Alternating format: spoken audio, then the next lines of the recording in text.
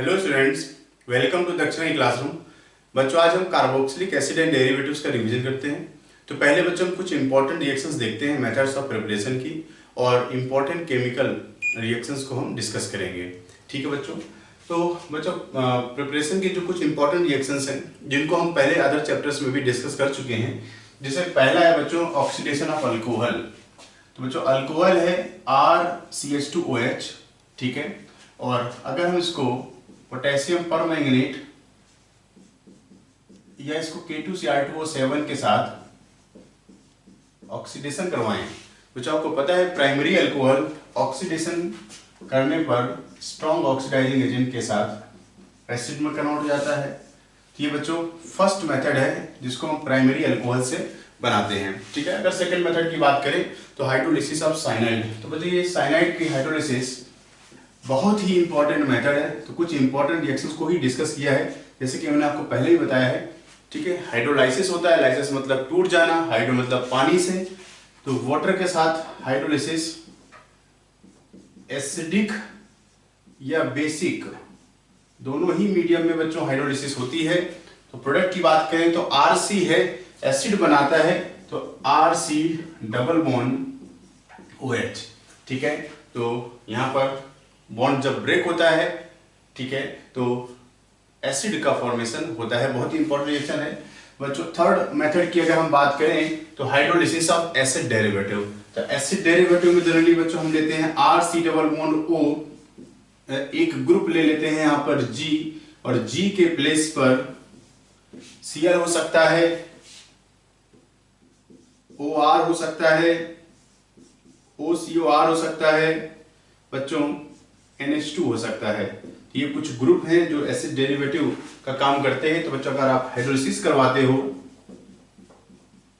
Acidic या basic medium में, तो जो हाइड्रोलाइसिस है, लाइसिस में देखिएगा इस तरीके से बॉन्ड टूटेगा, जैसे मान लो COCl लिया है ऐसे बॉन्ड टूटेगा बच्चों। Cl जो लिविंग ग्रुप है ये माइनस के फॉर्म में निकलेगा, तो इसको पानी के H+ का सहारा, और यहां पर आ जाएगा वाटर का बच्चों OH।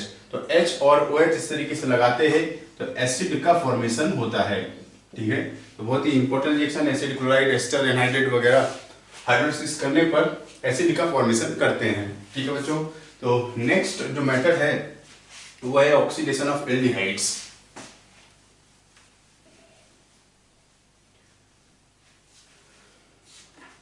नेक्स्ट मेथड है बच्चों फोर्थ,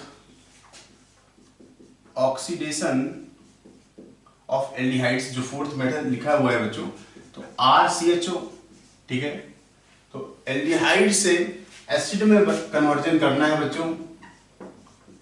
तो यहां पर आप स्ट्रॉन्ग ऑक्सीडाइजिंग एजेंट भी ले सकते हो, स्ट्रॉन्ग ऑक्सीडाइजिंग एजेंट जैसे कि बच्चों KMnO4 इन एसिडिक मीडियम, K2Cr2O7 इन एसिडिक मीडियम। हम माइल्ड ऑक्सीडाइजिंग एजेंट भी ले सकते हैं। तो माइल्ड में जैसे कि हम बच्चों टॉलेंस रिएजेंट का इस्तेमाल करते हैं, हम फेलिंग सॉल्यूशन का इस्तेमाल करते हैं, ये एसिड में कन्वर्जन करते हैं, ठीक है। तो नेक्स्ट मेथड है बच्चों oxidative cleavage of alkynes. Alkene के साथ अगर देखें बच्चों तो ऑक्सीडेटिव क्लीवेज ऑफ एल्कीन्स। तो जो एल्कीन है RCH डबल बॉन्ड Cr2 इस टाइप का एल्कीन लिया है, और ऑक्सीडेटिव क्लीवेज है तो बच्चों हमने KMnO4 के साथ एसिडिक पोटेशियम परमैंगनेट है, इसके साथ हम ऑक्सीडेशन करें, या बच्चों आप इसको जो है KMnO4 OH माइनस हीट कर देते हैं। बेयर्स रिएजेंट है बच्चों, अगर हीट कर दिया जाए तो भी काम चलेगा, या बच्चों आप इसका ओजोनोलिसिस कर सकते हैं। सेकेंड स्टेप में H2O2 ऑक्सीडाइजिंग एजेंट लिया है। तो बच्चों ये ऑक्सीडेटिव क्लीवेज है, तो यहां पर भी कार्बन कार्बन बॉन्ड टूटता है। तो आपको बच्चों तरीका पता है कि RCH वाला जो पार्ट है वो एसिड में कन्वर्ट हो जाएगा, तो दोनों से प्रोडक्ट बनेगा same RC double bond OH acid plus. दूसरे वाले पार्ट की बात करें तो इसमें बच्चों जैसे जनरली आपको क्या करना है उसको बता देता हूं, C double bond C R and R, ठीक है। ये कीटोन बना, और यहां से क्या दिख रहा है बच्चों RCHO है, चूंकि एल्डिहाइड है कीटोन का फर्दर ऑक्सीडेशन नहीं होता, तो कीटोन तो ऐसे ही रहेगा, RR-C-O। और अगर हम इसकी बात करें बच्चों एल्डिहाइड की, तो एल्डिहाइड ऑक्सीडाइज होकर के एसिड में कन्वर्ट हो जाता है, तो ये इसका प्रोडक्ट है। तो डिपेंड करता है बच्चों अल्काइल वाला पार्ट किस तरीके से है तो प्रोडक्ट क्या बनेगा, ये उस पर डिपेंड करता है कि अल्काइल वाला पार्ट क्या है। तो दोनों ही एसिड हो सकते हैं, दोनों ही कीटोन हो सकते हैं, एसिड या कीटोन का कॉम्बिनेशन वगैरह हो सकता है। ठीक है बच्चों, नेक्स्ट मेथड है बच्चों कार्बोनेशन ऑफ ग्रेगनार्ड रिएजेंट। तो बहुत ही इंपॉर्टेंट मेथड है बच्चों कि RMgX और कार्बन डाइऑक्साइड का इस्तेमाल करते हैं। ठीक है, ग्रेगनार्ड रिएजेंट के साथ बच्चों सेकंड स्टेप हमेशा हाइड्रोलिसिस का रहता है। ठीक है, तो इस स्टेप के साथ आपको मिलेगा RC-OH। ठीक है, इसका मेथड बताया था कि ये किस तरीके से ग्रेगनार्ड CO2 के साथ रिएक्ट करता है। तो बच्चों हमने कुछ इंपॉर्टेंट जो केमिकल मेथड्स ऑफ प्रिपरेशन है वो डिस्कस किया। अब हम डिस्कस करते हैं बच्चों chemical properties of carboxylic acid and derivatives. बच्चों केमिकल प्रॉपर्टीज में कुछ इंपॉर्टेंट रिएक्शंस को हमने मेंशन किया है, जैसे reaction with sodium bicarbonate, reaction with ammonia, reaction with PCl3, PCl5 and SOCl2, सबका प्रोडक्ट सेम बनता है बच्चों। फिर रिडक्शन है और अल्फा हेलोजिनेशन जिसको हम HVZ रिएक्शन भी नाम देते हैं, डिहाइड्रेशन और डिकार्बोक्सिलेशन एंड एस्टरिफिकेशन। ठीक है, तो बच्चों एक चार्ट बना लेते हैं अपने यहाँ पर कि RC-OH ये एसिड है और हम डिफरेंट रिएक्शंस को यहाँ पर करवाते हैं। ठीक है, तो पहला रिएक्शन है सोडियम बाइकार्बोनेट। तो एक इंपॉर्टेंट बात आपको ध्यान रखनी है कि एसिड सोडियम बाइकार्बोनेट के साथ, क्योंकि यहाँ पर H है, एसिडिक H है, तो इसके साथ बच्चों सॉल्ट का फॉर्मेशन करेगा। ठीक है, और CO2 और H2O। ठीक है, तो यहाँ इंपॉर्टेंट बात यह है कि सोडियम बाइकार्बोनेट के साथ CO2 गैस लिबरेट होती है। तो अगर इसी में थोड़ा सा हम बच्चों ऐसे लिख दें NaHCO3 और ये कार्बन 14 है, तो यहाँ पर कभी कभी क्वेश्चन पूछ लेता है कि CO2 गैस कहाँ से रिलीज होती है, क्या CO2 गैस इस एसिड से रिलीज होती है या CO2 गैस सोडियम बाइकार्बोनेट से रिलीज होती है। तो बच्चों आपको ध्यान रखने की जरूरत है कि एसिड के साथ जो CO2 गैस का इवोल्यूशन होता है वो सोडियम बाइकार्बोनेट से होता है, क्योंकि बच्चों आपको पता है कि हमने यहाँ पर कार्बन 14 का इस्तेमाल किया है और कार्बन नॉर्मली कार्बन 12 होता है, तो कार्बन 14 इस CO2 के साथ गया है। इसका मतलब एक तो बात ये क्लियर है कि CO2 गैस सोडियम बाइकार्बोनेट से रिलीज होती है। तो बहुत ही इंपॉर्टेंट रिएक्शन थी। इसके बाद देखिए बच्चों नेक्स्ट इंपॉर्टेंट रिएक्शन है अमोनिया के साथ। तो अमोनिया को अगर आप देखें तो अमोनिया बेस का काम करता है। ठीक है, और ये तो सबको पता है ये एसिड है, तो एसिड बेस के साथ सॉल्ट का फॉर्मेशन कर लेगा, तो अमोनियम सॉल्ट ऑफ एसिड बना। और जब बच्चों हम इसको गर्म करते हैं, तो जब इसको हीट करते हैं तो अमाइड में परिवर्तित हो जाता है, RCO NH2 एमाइड और H2O रिलीज होता है। ठीक है, तो अमाइड का फॉर्मेशन होता है इसमें। तो बहुत ही इंपॉर्टेंट रिएक्शन है बच्चों, अमाइड बनाता है। इसके बाद अगर हम नेक्स्ट रिएक्शन की बात करें कि आप इसमें PCl3 ले लो या PCl5 ले लो या बच्चों हम SOCl2 ले लें, कोई भी ले लें, ये सब के सब क्लोरीनेटिंग एजेंट है। इनका काम क्या है बच्चों, ऑल दीज आर क्लोरीनेटिंग एजेंट। ठीक है, ये क्लोरीनेशन करते हैं और क्लोरीनेशन में OH को ये Cl में चेंज कर देते हैं, तो RC-OCl एसिड क्लोराइड बनता है। तो बहुत ही इंपॉर्टेंट रिएक्शन है। इसके बाद बच्चों अगर हम बात करें रिडक्शन की, तो रिडक्शन में लिथियम एल्युमिनियम हाइड्राइड लिया है।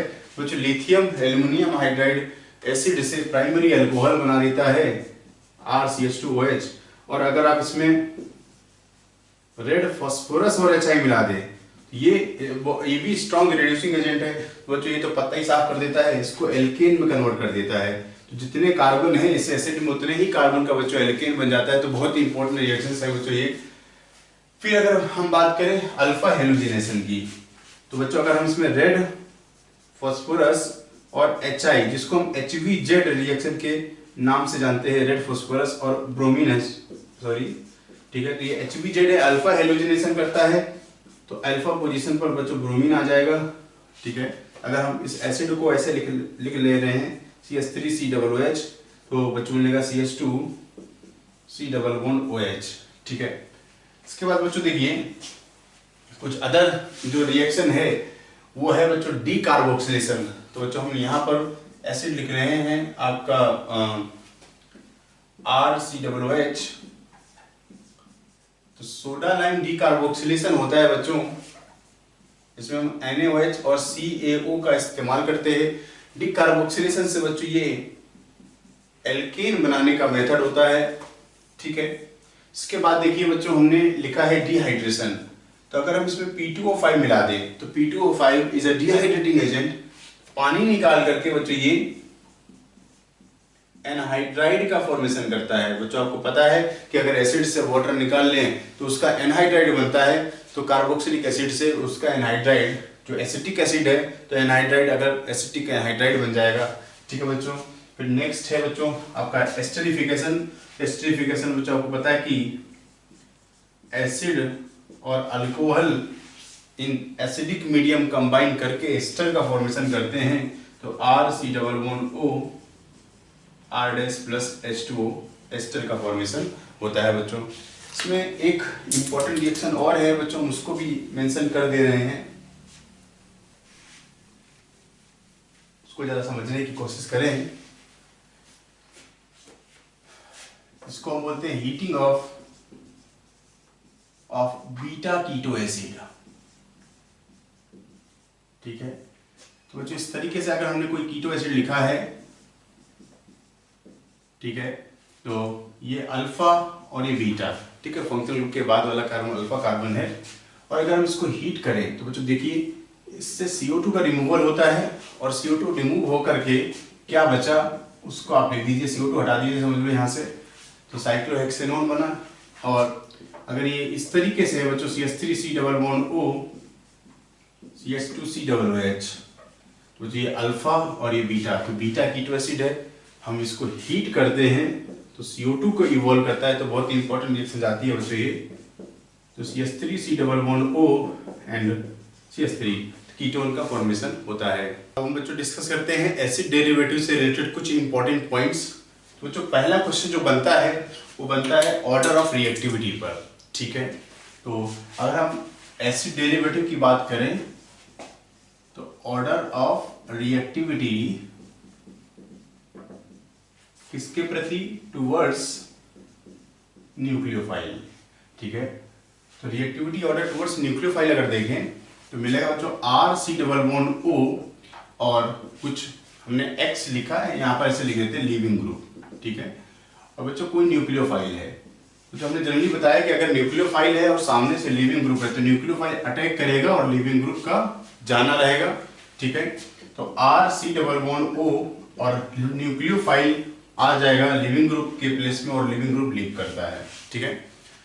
तो रिएक्शन की रेट डिपेंड करती है, rate of reaction is directly proportional to leaving power, ठीक है। तो लीविंग पावर पर डिपेंड करता है एंड -I -M पावर पर भी रेट डिपेंड करती है, ठीक है। तो ये कुछ फैक्टर्स हमें ध्यान रखने हैं। तो अगर बच्चों हम बात करें कि RCOCl RC≡O एनहाइड्राइड जो डिफरेंट एसिड डेरिवेटिव है अगर हम उनको लेते हैं RC≡OR एंड RC≡NH2, ठीक है। तो amide, ester, anhydride and acid chloride में रेट का ऑर्डर क्या होगा, ठीक है। तो सिंपल सा केस है बच्चों, ये सब के सब जो पार्ट है RCO के अलावा जो चीज आपको दिख रही है वो सब के सब क्या है, लिविंग ग्रुप है। तो लिविंग ग्रुप किस फॉर्म में रिमूव होता है, एनाइन के फॉर्म में, O -C≡OR एंड यहाँ पर मिलेगा बच्चों OR- और यहाँ पर मिलेगा बच्चों हमको क्या, NH2-, ठीक है। तो ये ग्रुप लीव हो रहे हैं, ठीक है। अब जैसे हमने देखा कि अगर एनाइन है, ठीक है, अगर एनाइन की स्टेबिलिटी को लिविंग पावर में बच्चों ने आपको ट्रेंड बताया कि लिविंग पावर कैसे देखते हैं। तो लिविंग पावर जो होता है बच्चों, leaving power directly proportional to acidic strength. तो जिस जो एनाइन बना है उसका आप एसिड बना लें और जिस एसिड का स्ट्रेंथ ज्यादा होगा उसका लिविंग पावर भी ज्यादा होगा, ठीक है। तो इसका एसिड क्या बना, H लगाते जाओ HCl, इसका एसिड क्या बना H लगा दो बस माइनस के साथ में, ये बना बच्चों ROH और यहां बन गया अमोनिया। ठीक है, तो अगर आप एसिडिक स्ट्रेंथ की बात करें यहां पर, तो HCl मिनरल एसिड होने के नाते सबसे ज्यादा होगा। अल्कोहल और एसिड में कार्बोक्सिलिक एसिड की स्ट्रेंथ ज्यादा होती है, और अल्कोहल और अमोनिया में अल्कोहल की स्ट्रेंथ ज्यादा होती है। ठीक है, तो बच्चों लीविंग पावर क्या बना, इसका मतलब जिसका एसिडिक स्ट्रेंथ ज्यादा है उसका लीविंग पावर भी ज्यादा होगा। तो लीविंग पावर हम बच्चों यहीं पर चेक कर लेते हैं, एनाइन का लीविंग पावर Cl जो एसिडिक स्ट्रेंथ का ऑर्डर है वही लीविंग पावर का ऑर्डर है। ठीक है, अगर आप रेट की बात कर ले यहां पर रेट ऑफ रिएक्शन, तो रेट ऑफ रिएक्शन में भी बच्चों यही सेम ऑर्डर फॉलो हो जाएगा। ठीक है, तो इस तरीके से हम पहला इंपॉर्टेंट क्वेश्चन, काफी सारा क्वेश्चन यहां से पूछा गया है रिएक्टिविटी के बेसिस पर, जिसको हमने डिस्कस किया है। ठीक है, तो बच्चों इसके बाद दूसरी रिएक्शन देखते हैं बच्चों, हम जो सेकेंड पॉइंट है उसको देख लेते हैं।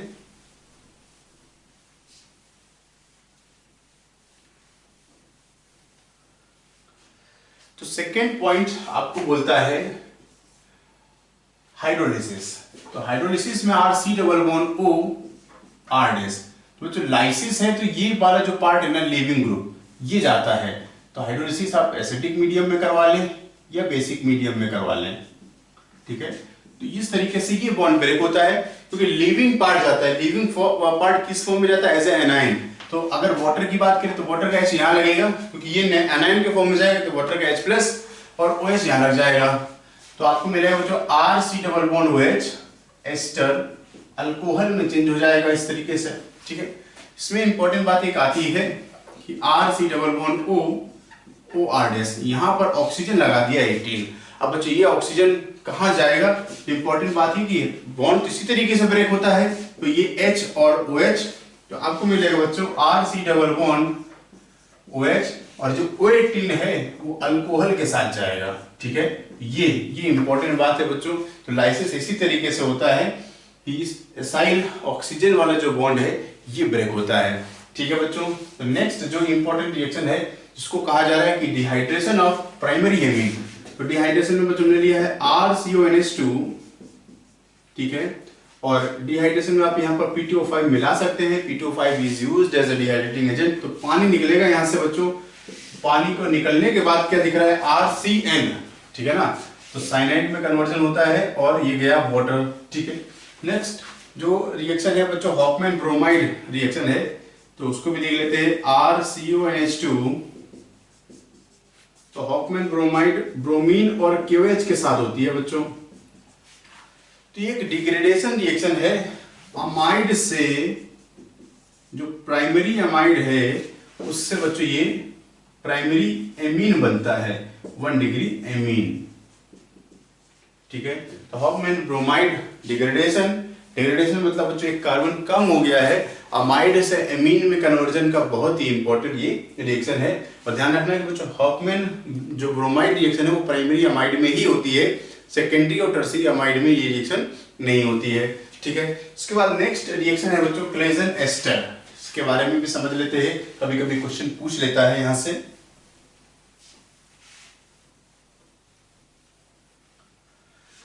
तो बच्चों देखिए क्लेजन एस्टर,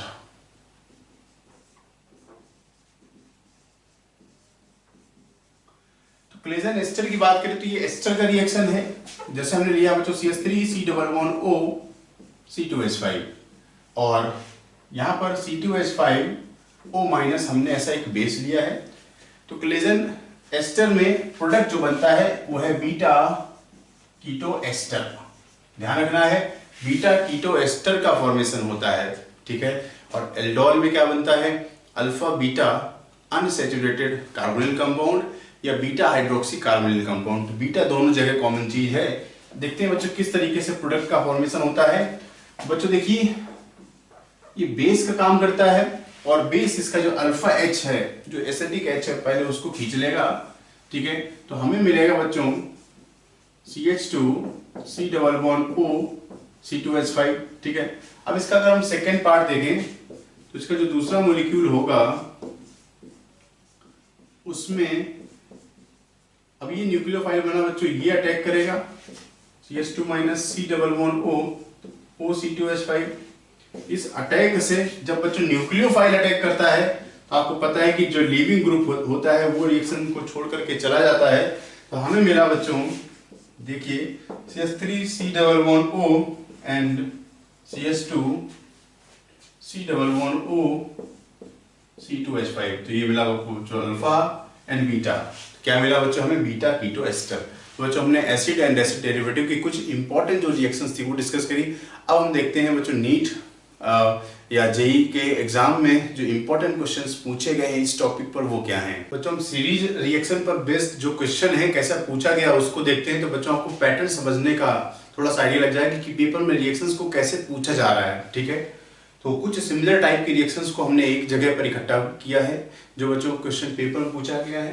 तो अगर हम बात करें बच्चों फर्स्ट रिएक्शन की, तो जैसा मैंने आपको पहले बताया कि एसिड जो है SOCl2 PCl5 या PCl3 कोई भी ले लें, एसिड क्लोराइड में कन्वर्जन होता है बच्चों इसका।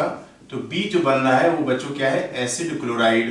ठीक है, ये क्लोरीनेटिंग एजेंट होते हैं जो कि मैंने आपको बताया स्टार्टिंग में। अब बच्चों ये अमोनिया आ गया, तो बच्चों देखिएगा अमोनिया क्या करता है।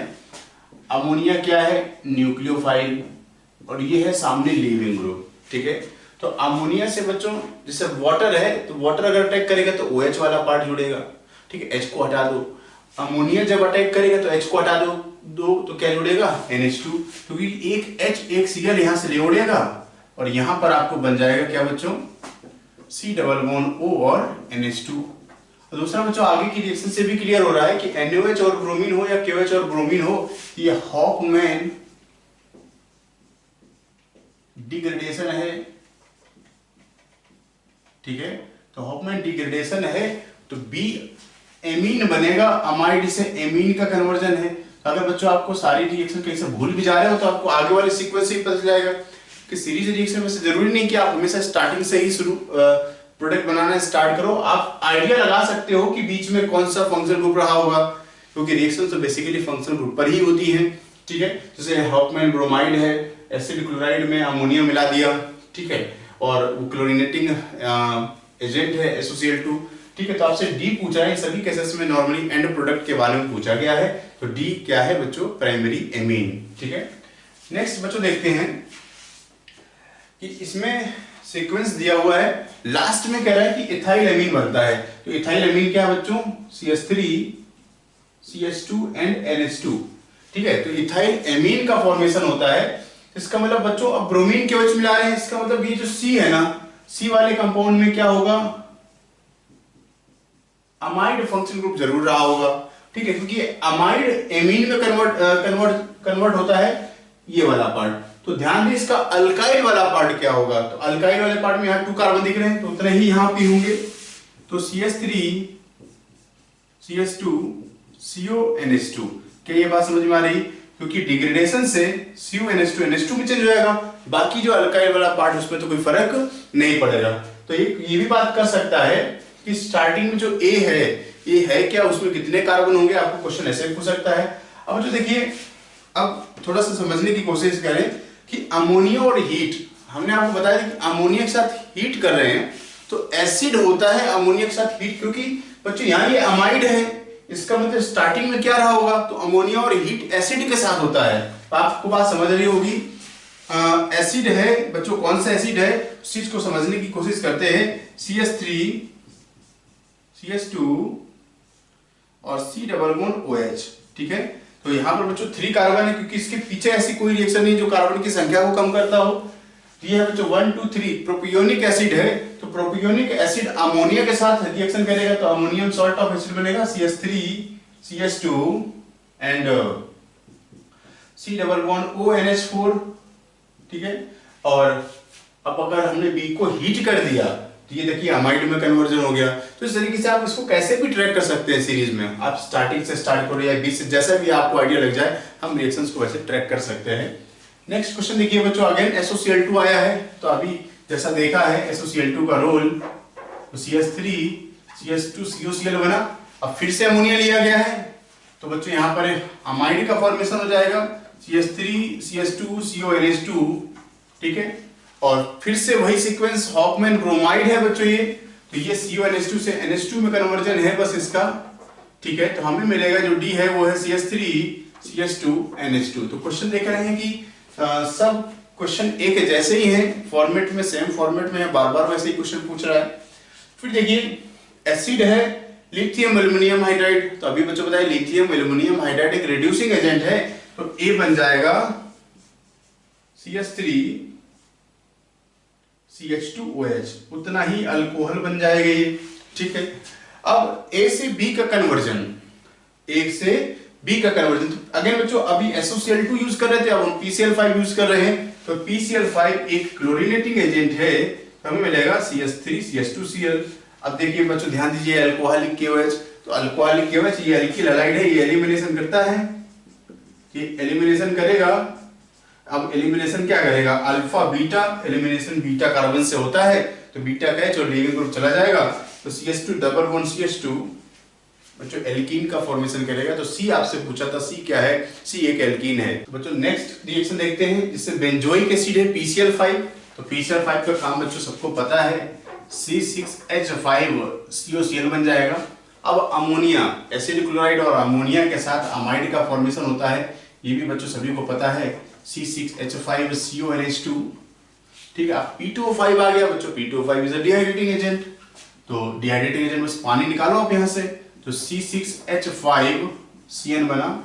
अब बच्चों ये साइनाइड है, तो सामने H2 निकल है, तो निकल और हाइड्रोजन बच्चों रिड्यूसिंग एजेंट है, तो हमने आपको बताया कि साइनाइड के साथ जो D बनेगा इसका बस आप एमीन बना दो। ठीक है, साइनाइड में triple bond carbon hydrogen triple bond है, तो आपको जो D मिलेगा वो है C6H5CH2 एंड NH2।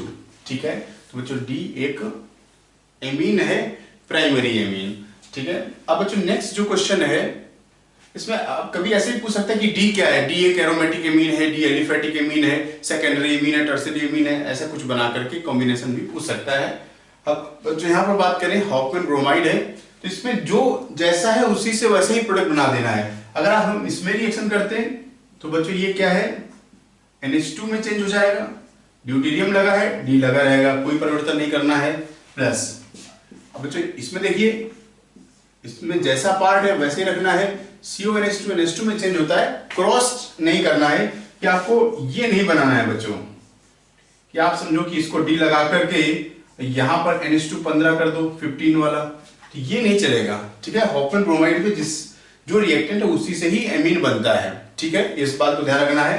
तो ये जो चेंज है, ये ऐसा चेंज रिक्वायर्ड नहीं है, ये रिएक्शन में नहीं होता है, तो ऑप्शन में आपको मिसगाइड कर सकता है। तो बच्चों नेक्स्ट क्वेश्चन देखते हैं, रिएक्टिविटी पर based which of the following ester get hydrolysed most easily under alkaline condition. बच्चों हाइड्रोलिसिस के लिए पूछ सकता है, जैसे ammonia rate of reaction with ammonia वगैरह पूछ सकता है। तो जो 7th वाला देखें और जो ये 9th वाला क्वेश्चन है, दोनों एक जैसे ही हैं। तो यहाँ पर भी हाइड्रोलिसिस है, बस ये एसिड क्लोराइड है और यहाँ पर एस्टर लिया गया, दोनों में पैटर्न बच्चों बिल्कुल सेम है। तो इन सब केसेस में बच्चों हमने बात करी कि rate of reaction is directly proportional to -m और -I पावर। तो बच्चों अगर हम देखें सबके सब में बेंजीन रिंग है और एस्टर है, तो रिएक्शन की रेट डिपेंड करती है इन ग्रुप पर जो लगे हुए हैं। ठीक है, तो इन ग्रुप की बात करें अगर बच्चों, तो यहाँ पर NO2 का तो पता है आपको -m इफेक्ट होता है, हेलोजेंस का हम -I इफेक्ट करते हैं कंसीडर, और OCH3 बच्चों लोन पेयर होने की वजह से इसका +m इफेक्ट कंसीडर करते हैं। तो -m पावर जिसका ज्यादा होगा उसका रेट सबसे ज्यादा होगा, और -m पावर बच्चों अगर हम इस फर्स्ट, सेकेंड और थर्ड और फोर्थ ऑप्शन में बात करें तो फोर्थ आंसर होगा हमारा, क्योंकि NO2 group strong electron withdrawing है इन सब में। ठीक है, आपको पता है कि M और I में M इफेक्ट डोमिनेटिंग होता है। ठीक है, और +m के और +I के हिसाब से अगर आप देखेंगे तो +m या +I इफेक्ट तो बच्चों रेट को डिक्रीज ही कर देता है। ठीक है, अब बच्चों यहाँ पर देखिए सेम कंडीशन फॉलो की गई है कि डिक्रीजिंग रिएक्टिविटी ऑर्डर। तो बच्चों देखिए ऐसे केस में जिसमें कोई ग्रुप नहीं लगा हो, तो ये बच्चों क्या है, जनरल ऑर्डर में अगर हम देखें बच्चों रेट की बात करें तो जनरल ट्रेंड आपको बनता है -m। ठीक है, तो पहले आपको -m देखना है। ठीक है, अगर m इफेक्ट चल रहा है -m, फिर -I, फिर बच्चों रेफरेंस, फिर आपका +I और प्लस एम वाला सबसे पीछे रहेगा। तो जनरल रेट का ऑर्डर इस तरीके से चलता है। तो यहाँ पर देखिए जब कोई ग्रुप ना लगा हो तो हम उसको रेफरेंस बोलते हैं, ठीक है। अब ये NO2 ग्रुप लगा हुआ है, ये -M का ग्रुप लगा हुआ है। CH3 को देखें तो ये हाइपर कॉन्जुगेशन करता है, इलेक्ट्रॉन डोनेटिंग है, और CHO भी बच्चों -M का ग्रुप है, ठीक है। तो -M मतलब क्या, इलेक्ट्रॉन विड्राइंग। तो जो माइनस वाले हैं आप उनको देख लीजिए, 2 और 4 ये आगे रहेगा, फिर रेफरेंस, और पीछे हो जाएगा 3, क्योंकि थर्ड वाला प्लस वाला है, वो प्लस वाले पीछे ही रहते हैं, इलेक्ट्रॉन डोनेटिंग है, ठीक है। अब बच्चों सेकंड और फोर्थ में देखें, NO2 और CHO में -M पावर किसका ज्यादा होता है, तो -M पावर NO2 का greater than CHO। NO2 strong electron withdrawing है, तो रेट सबसे ज्यादा होगा, तो सेकंड और फोर्थ, फर्स्ट एंड थर्ड। तो ये बच्चों इसमें फाइनल रेट का डिक्रीजिंग ऑर्डर है, तो आप ऐसा ऑर्डर हम बना सकते हैं, ठीक है। नेक्स्ट क्वेश्चन देखिए, एसिड जो असाइल कंपाउंड्स है, जिसमें असाइल, क्लोराइड, एस्टर, एनहाइड्राइड और अमाइड लिया गया, इनमें रेट का ऑर्डर बताना है। तो बच्चों अभी हमने आपको स्टार्टिंग में जब हम कुछ इंपॉर्टेंट रिएक्शंस को डिस्कस कर रहे थे, तो उसमें डेरिवेटिव में रेट भी लिखा था। तो रेट में आपको बताया था कि जो असाइल क्लोराइड है, असाइल क्लोराइड, जिसको हम RCOCl भी कहते हैं, इसका रेट सबसे ज्यादा होता है। फिर आता है बच्चों हमारे एनहाइड्राइड, रीजन हमने आपको वहां एक्सप्लेन कर दिया है, RC11O OC11OR, एनहाइड्राइड। एनहाइड्राइड के बाद बच्चों एस्टर का नंबर लगता है, एस्टर जो कि है RC11OR, और एस्टर सबसे पीछे बच्चों कमजोर होते हैं अमाइड, और अमाइड है RCONH2। बच्चों देखते हैं नेक्स्ट सवाल, कह रहा है कि the carbonyl compound that undergoes decarboxylation most readily. बच्चों अभी हमने आपको बताया कि कार्बोनिल कंपाउंड, ऐसा कार्बोनिल कंपाउंड जो बीटा कीटो एसिड होता है, उसमें डीकार्बोक्सिलेशन बहुत फास्ट होता है, क्योंकि ये बहुत ही इंपॉर्टेंट रिएक्शन है, decarboxylation of beta keto acid. बच्चों आपको ये देखना है कि बीटा कीटो एसिड कौन सा है, ये अल्फा और ये बीटा। तो ये बच्चों आपको बीटा कीटो एसिड है, इसको पहचानना है। तो बीटा कीटो एसिड थोड़ा सा ही हीट करने पर बच्चों CO2 हटा करके, तो आप इसमें से CO2 हटा दीजिए, ठीक है। तो कीटोन इसका प्रोडक्ट होता है बीटा कीटो एसिड से, ठीक है। नेक्स्ट क्वेश्चन देखिए बच्चों, अमोनिया के साथ हीट किया जा रहा है, आपसे प्रोडक्ट पूछ रहा है। तो बच्चों देखिए पहला तो केस ये है कि अमोनिया के साथ जब रिएक्शन होती है, तो इसमें बच्चों अमाइड का फॉर्मेशन होता है, आपको पता है। अमोनिया के साथ जब हीट करते हैं तो अमाइड का फॉर्मेशन होता है। अब बच्चों अमाइड को भी आगे हीट किया जा रहा है, तो इससे भी बच्चों एक अमोनिया निकल जाएगा, और अब बन जाएगा बच्चों थैलियमाइड, ठीक है। तो ये कनेक्शन है बच्चों, अमोनिया निकला, तो C डबल बॉन्ड और C डबल बॉन्ड, इनको जोड़ने वाला कौन है, NH, तो इसको बोलते हैं थैलियमाइड, ठीक है। थैलियमाइड का फॉर्मेशन होता है। तो ये इंपॉर्टेंट क्वेश्चन है जो पूछा गया है। नेक्स्ट क्वेश्चन देखिए, among the following compound most susceptible to nucleophilic attack. तो बच्चों अभी हमने डिस्कस किया है कि रेट जो होता है एसिड डेरिवेटिव में, एसिड क्लोराइड का सबसे ज्यादा होता है। तो चारों ऑप्शन में अलग अलग दिए हुए हैं, तो एसिड क्लोराइड बच्चों यहाँ पर है, तो बिल्कुल इंपॉर्टेंट और रटा हुआ सा सवाल है बच्चों ये। फिर कह रहे हैं कि बेंजोइक एसिड बेंजीन बनाता है, ठीक है, बेंजीन बन गया। और कह रहे हैं फिनॉल से भी बेंजीन बन जाता है। तो हमने बच्चों आपको दो रिएक्शंस बताई थी इसमें, बेंजोइक एसिड से डिकार्बोक्सिलेशन होता है, तो यहां पर हम सोडा लाइम का इस्तेमाल करते हैं, ठीक है, सोडा लाइम डिकार्बोक्सिलेशन कहते हैं। और फिनॉल जब बेंजीन बनाता है तो डीऑक्सीजनेशन करते हैं, तो यहां पर जिंक डस्ट का इस्तेमाल करते हैं, ठीक है। तो X है सोडा लाइम है, और कॉपर नहीं है बच्चों, जिंक डस्ट का यूज करते हैं, ठीक है। तो आंसर मिला हमें 2। बच्चों नेक्स्ट क्वेश्चन देखते हैं, कह रहा है कि self condensation of 2 moles of ethyl acetate. बच्चों इथाइल एसीटेट क्या है, CH3 C double bond O OC2H5, ठीक है, in the presence of sodium ethoxide. तो बच्चों है NaOC2H5 सोडियम इथॉक्साइड के साथ क्या बनता है, तो बच्चों क्लेजन एस्टर है, क्लेजन एस्टर कंडेंसेशन का रिएक्शन है, ठीक है। और प्रोडक्ट बनता है बच्चों बीटा कीटो एस्टर, ठीक है, तो बच्चों हम देखें अगर तो बीटा तो CH3 C double bond O, CH2 ester C double bond O, C2H5। तो एस्टर में वही पार्ट रहेगा बच्चों जो इथाइल एसीटेट है, तो इथाइल वाला एस्टर होगा। तो आप बच्चों देखिए इसका ये अल्फा कार्बन, ये बीटा कार्बन, ठीक है। और इसमें देखिए अल्फा पर CH3 है तो यहाँ पर भी CH3 लगा देना है, ठीक है। तो जो बच्चों इथाइल एसीटेट है CH3, तो CH3 CO और एस्टर का पार्ट क्या है OCTH5। तो इसका रिएक्शन लिख के मैंने आपको बताया था कि क्या बनता है। बच्चों ये बीटा कीटो एस्टर है, इसी को हम बच्चों एसीटो एसिटिक एस्टर भी कहते हैं।